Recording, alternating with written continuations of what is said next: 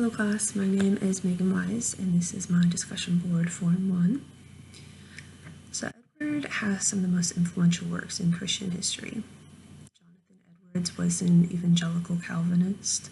As described in Jonathan, the exegete biblical interpretation in Anglo-Protestant culture on the edge of the Enlightenment.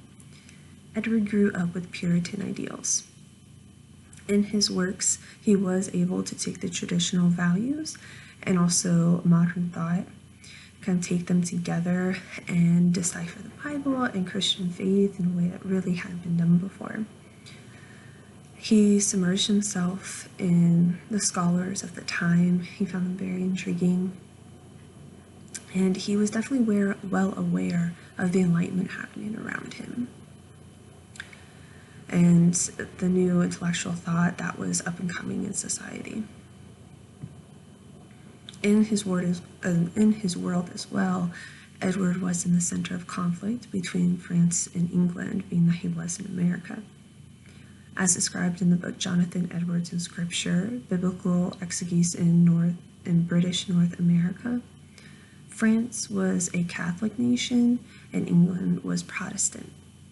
Edwards was definitely an advocate for England, and he made it known in his sermons that he was even for Christians going out to fight.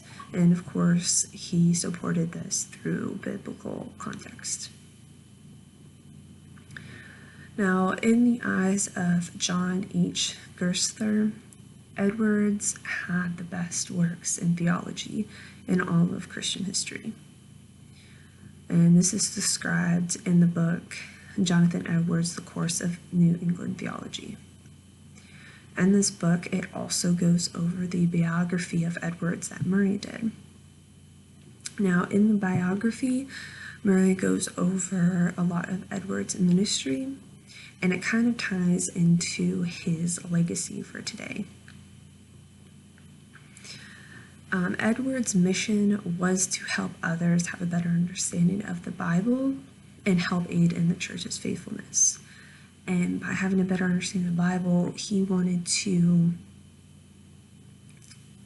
kind of make it a little bit, he wanted to decipher it more by looking at the historical, finding those historical type of situations in the Bible and supporting them. And this is what most of his ministries were about.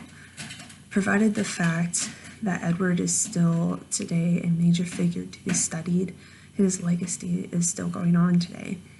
His thoughts and ideas are still in the minds of today's society and will be to come.